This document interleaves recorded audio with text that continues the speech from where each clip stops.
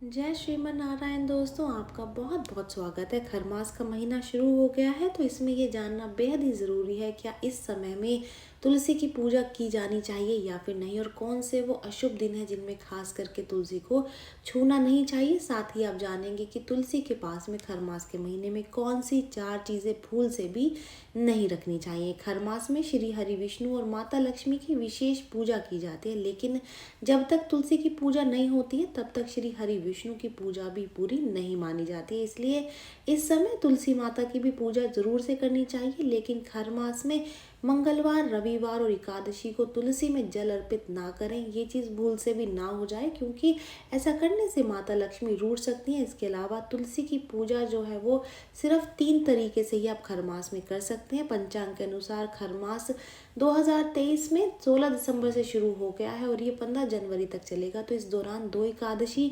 4 रविवार और 4 मंगलवार पड़ रहे हैं। जैसा कि आप सभी जानते हैं कि मंगलवार, रविवार और एकादशी ये 3 दिन ऐसे होते हैं जबकि आपको तुलसी को नहीं छूना चाहिए। तो इस तरीके से अगर कहा जाए तो 10 दिन जो है वो पूरे खरमास में पड़ रहे हैं। तो इन 10 दिनों में आप भूल करके भी तुलसी को ना छुएं, ना ही उसमें जल अर्पित करें। मान्यता है कि इससे माता लक्ष्मी रूठ जाती है। धनु संक्रांति पर शनिवार को भगवान सत्यनारायण की पूजा की जाती है। इस दिन भगवान सत्यनारायण की षोडश पूजा करें। इसी के साथ ही तुलसी पूजा भी करते हैं। तुलसी माता को जल अर्पण करने से उनकी पूजा करें। मंगलवार, रविवार, एकादशी के दिन तुलसी के पौधे को भूल करके भी ना छुएं, ना ही उसमें जल अर्पित करें। खरमास के दिनों में भूल करके भी तुलसी के ऊपर सिंदूर या फिर पूजन सामग्री ना चढ़ाएं, इसका नकारात्मक असर पड़ सकता है। इसी के साथ ही दूर्वा भी ना चढ़ाएं, इससे माता लक्ष्मी जो है वो नाराज हो जाती हैं और घर छोड़ करके चली जाती है। खरमास में तुलसी के दौरान जल दान, दीप दान और धूप दान, ये 3 ऐसे दान बताए गए हैं जो कि अगर आप खरमास में करते हैं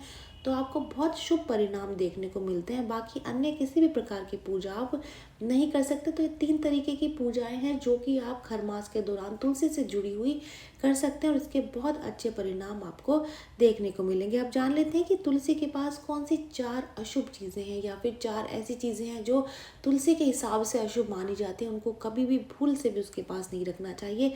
तुलसी का पौधा बहुत सौम्य होता है। इस पौधे में स्वयं के कोई कांटे नहीं होते हैं, इसीलिए तुलसी के पौधे के आसपास भी कोई भी कांटेदार पौधा नहीं रखना चाहिए। वास्तुशास्त्र के अनुसार तुलसी के पौधे के आसपास कांटे के पौधे रखने पर घर में नकारात्मक ऊर्जा बढ़ सकती है और जीवन में कठिनाइयां आने का भय हमेशा ही लगा रहेगा।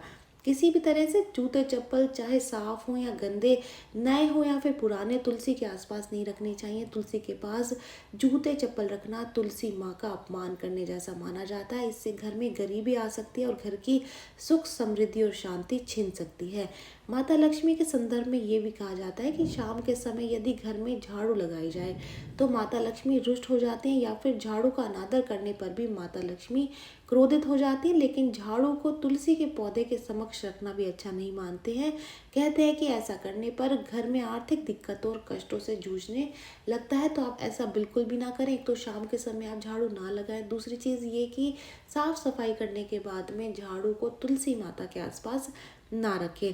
तुलसी की सफाई पर विशेष ध्यान दिया जाता है। कूड़ा करकट अगर उसके पास इकट्ठा हो रहा है तो उसको हमेशा दूर करने की आप कोशिश करें। अगर उसके आसपास कूड़ा करकट इकट्ठा हो जाता है तो ऐसा होने से व्यक्ति को तुलसी माता के क्रोध का जो है वो पात्र बनना पड़ता है, उनका सामना करना पड़ता है। साथ ही भगवान विष्णु भी क्रोधित हो जाते हैं। जो लोग तुलसी के पास कूड़ादान रखते हैं उन पर माता लक्ष्मी कृपा नहीं बरसाती हैं। तो इस बात का बेहद ध्यान रखें कि खरमास में और बाकी के दिनों में भी ये 4 चीज़ें, तुलसी माता का पौधा अगर आपने घर में लगाया हुआ है तो उनके आसपास भूल से भी ना रखें। ये जानकारी यहीं तक ही। उम्मीद है दी गई जानकारी आपके काम आएगी और आप इसका लाभ उठाएंगे। जो लोग वीडियो देख रहे हैं वीडियो को लाइक कर दीजिए, चैनल को सब्सक्राइब कर दें, नोटिफिकेशन बेल को दबाना बिल्कुल भी ना भूलें, क्योंकि यहाँ पर इस तरीके की महत्वपूर्ण जानकारियाँ मिलती रहती हैं। तो चलिए मिलते हैं नई वीडियो में नई जानकारी के साथ। जय श्री नारायण दोस्तों, जय श्री कृष्णा।